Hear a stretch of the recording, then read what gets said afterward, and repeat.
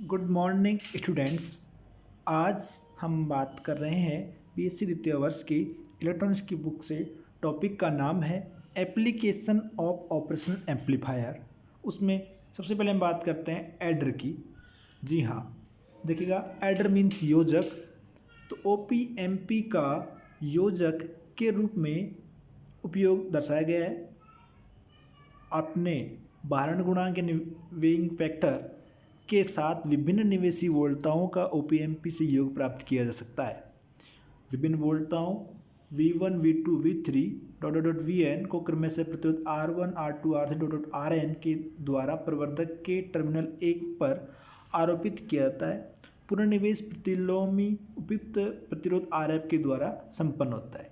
जी हाँ, आप डायग्राम देख पा रहे हो। इस डायग्राम में आपको दिख रहा है कि हमारा ऑपरेशनल एम्पलीफायर है। 1 2 टर्मिनल है, 3 टर्मिनल है, एक में माइनस है, 2 पे प्लस है। ये हम पहले देख चुके हैं कि ये एक वाला है जो इन्वर्टिंग इनपुट टर्मिनल है, 2 वाला नॉन इन्वर्टिंग इनपुट टर्मिनल है, और ये 3 नंबर जो है ये आउटपुट है।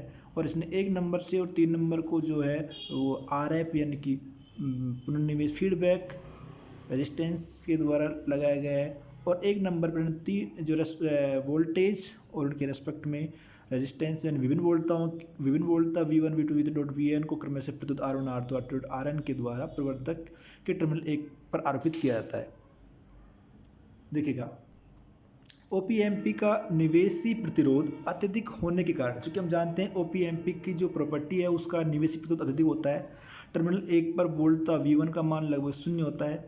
जी हाँ, प्रतिरोध अधिक होगा तो वोल्टेज कम होगा, तो इसलिए बिंदु जी को आभासी तौर पर संपर्कित माना जा सकता है। अतः बिंदु जी पर किर्चॉफ वोल्टेज नियम या किर्चॉफ करंट जो नियम है उसके मुताबिक क्या होगा, क्योंकि हम जानते हैं I बराबर यानी V बराबर IR होता है, तो I बराबर V अपॉन R होगा।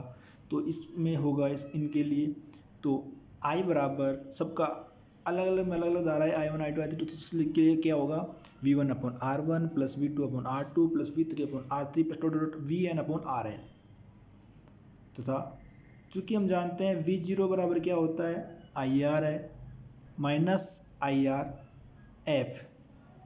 जी हाँ, तो V0 बराबर माइनस RF और I का मान हम यहाँ क्या पुट किया है V1 upon R1 plus V2 upon R2 plus V3 upon R3 plus dot Vn upon Rn। RF को अंदर मल्टीप्लाई करेंगे तो V0 का मान मिलेगा। ये माइनस चिन्ह इसी से शो कर रहा है क्योंकि हमने पहले देखा था कि इन दोनों का जो है इन्वर्टिंग टर्मिनल की अगर बात की जाए तो इसमें जो कला है वो 80 डिग्री का फेज होता है, तो माइनस चिन्ह इसको डिफाइन किया है। तो V0 बराबर minus RF upon R1 into V1 plus RF upon R2 into V2 plus dot dot RF upon Rn into Vn इसी समीकरण से दिखाया गया है। ये V0 के रेस्पेक्ट में मान है। जी हाँ, इसी प्रकार RF upon R1 into R dot comma, इसी प्रकार RF upon R1, RF upon R2 आदि जो भारण गुणांकों के साथ विभिन्न वोल्टताओं का योग है, ये निर्गत वोल्टता V0 के तुल्य होता है।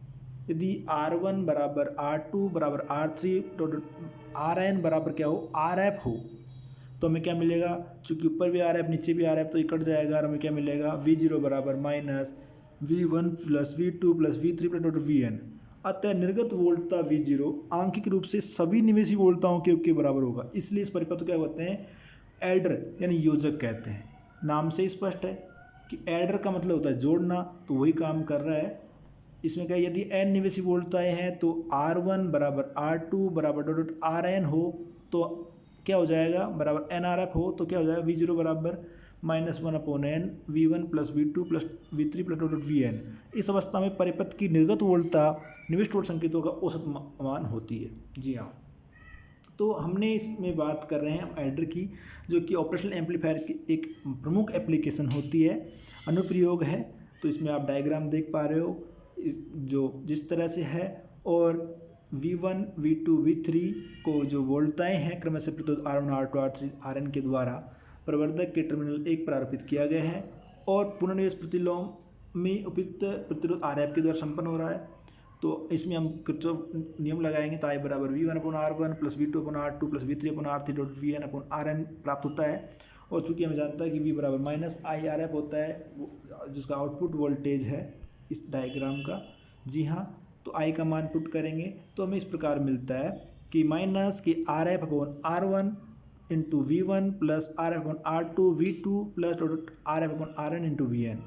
तो यहाँ R F upon R one R F upon R two जो आदि भारण गुणांक है के साथ विभिन्न वोल्टताओं का जो योग है वो निर्गत वोल्टता विद्युत होती है। लेकिन इसे कंडीशन लगा के बता दिया कि यदि आर वन बराबर आर टू बराबर आर थ्री आर एन बराबर आर एफ हो तो हमें क्या मिल जाएगा, वी जीरो बराबर मिलेगा minus V one plus V two plus V three plus V N. अर्थात दिखाने का मतलब क्या है कि भाई इस कंडीशन में जब R one R two R three R N सब बराबर हैं, आर एफ के बराबर है, तो इस स्थिति में क्या होगा, जो निर्गत वोल्टता है वी जीरो है वो आंकिक रूप से सभी निवेशी वोल्टताओं के योग के बराबर होती है।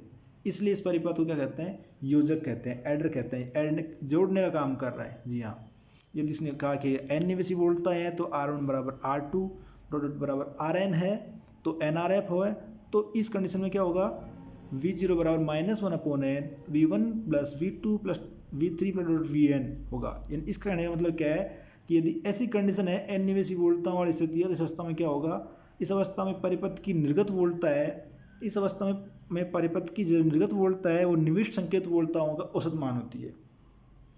ओके, आगे हम देखते हैं एग्जाम्पल से इसको दिखाया गया है कि एग्जाम्पल दिखाया गया है, हम आप स्क्रीन पर देख पा रहे हैं कि इसने कहा है कि निम्न योजक परिपथ की निर्गत वोल्टताओं की गणना कीजिए।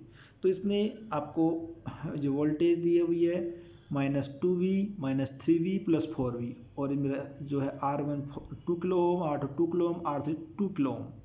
जी हाँ, ये सब कुछ टर्मिनल 1 पर ही है, प्रतिलोमी वाला ही केस है। और RF होता है यहाँ जो 6 किलो ओम है और जिसका जो 2 टर्मिनल है उसको भूज संपर्कित किया गया है और वी जीरो इसको दिखाया गया है। तो हम जो इसने कहा है कि निर्गत वोल्टेज की गणना कीजिएगा, तो चूंकि हम जानते हैं वी जीरो बराबर क्या होता है, अभी हमने पढ़ा है, वी जीरो बराबर होता है माइनस का आर एफ, इससे देखोगे आप माइनस का R F into V one upon R one plus V two upon R two plus V three upon R three plus dot V N upon R N. लेकिन इस समीकरण में इस जो सवाल है उसमें हमारे पास क्या है, तीन ही वोल्टेज हैं, उनके तीन ही रेजिस्टेंस हैं, V one V two V three R one R two R three. तो हमें जो फॉर्मूला होगा वो किस रूप में हो जाएगा, वी जीरो बराबर माइनस का R F upon V one upon R one plus V two upon R two plus V three upon R three. तो हम यहाँ पर वैल्यू पुट करेंगे, क्योंकि हमें पता है V1 का मान कितना है -2 वोल्टेज है, V2 का मान कितना है -3 वोल्टेज है और V3 का मान कितना है +4 वोल्टेज है। तो V1 V2 V3 का मान हमें प्राप्त है। R1 का मान है 2 किलो ओम, R2 का मान है 2 किलो ओम और R3 का मान है 2 किलो ओम। तो R1 R2 R3 का मान ही पता है हमें और हमें RF का मान ही पता है। RF का मान यहाँ पर 6 किलो ओम, इसने इसको थोड़ा गलत लिखा है, 8 लिखा हुआ है, ये थोड़ा गलत है, ये 6 किलो ओम होगा। जी हाँ, मिसप्रिंट हो सकता है इसमें। तो हम क्या करेंगे, जो हमारे पास मान है RF का मान है, R1 R2 R3 का मान है, V1 V2 V3 का मान है, उनको पुट करेंगे तो V0 बराबर क्या मिलेगा हमें, माइनस का 6, जी हाँ, कोष्टक -2/2 -3/2 +4/2। चूँकि नीचे सब में 2 कॉमन है तो इसे आप कॉमन में ले सकते हो, तो माइनस का 6/2 को बाहर लिया और इसने अंदर लिखा माइनस का 2 माइनस का 3 प्लस का 4।